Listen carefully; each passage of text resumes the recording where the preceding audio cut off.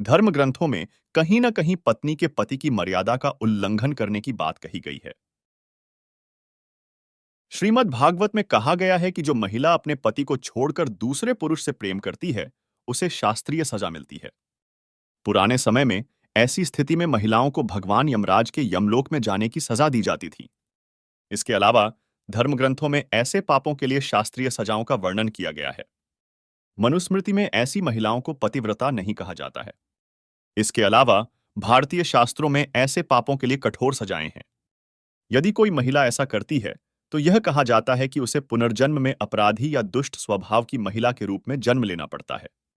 शास्त्रों में कहा गया है कि ऐसी महिलाओं का जीवन अनियमित और विपरीत होता है। अगर कोई महिला ऐसा करती है, तो उसे अधिक संख्या में विकृत भावनाएं आती हैं।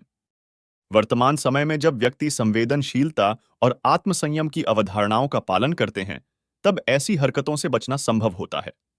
जिसकी पत्नी ऐसा करती है, उसे भी अपने कर्मों के परिणामों का सामना करना पड़ता है। मनुस्मृति में कहा गया है कि पत्नी के अवैध संबंध के कारण पति को भी दुखक और पीड़ा सहनी पड़ती है। यह बात शास्त्रों में स्पष्ट रूप से कही गई है कि पति के लिए भी यह बड़ी समस्या है। इसी कारण धर्म ग्रंथों ने पति पत्नी को एक दूसरे पर पूर्णतः विश्वास करने की सलाह दी है। पत्नी के अन्य पुरुष से संबंध बनाने से पति को भी दुख और शर्मिंदगी महसूस होती है। इसका सीधा प्रभाव पति के मानसिक स्वास्थ्य पर पड़ता है।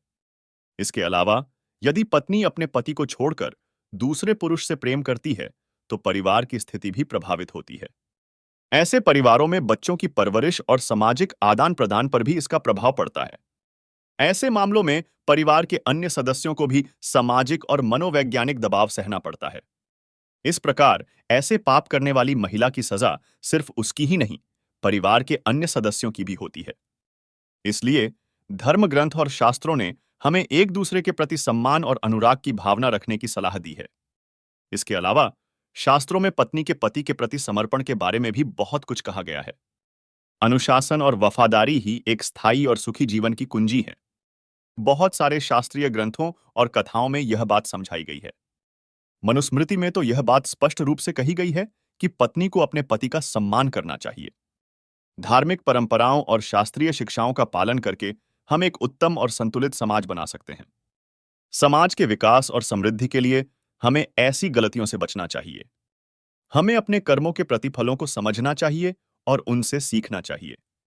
अगर हम शास्त्रों की शिक्षाओं का पालन करते हैं, तो हम एक बेहतर और अधिक समृद्ध समाज का निर्माण कर सकते हैं। इस प्रकार शास्त्रों के अनुसार ऐसे कर्म अनुचित हैं और उनसे परहेज करना चाहिए।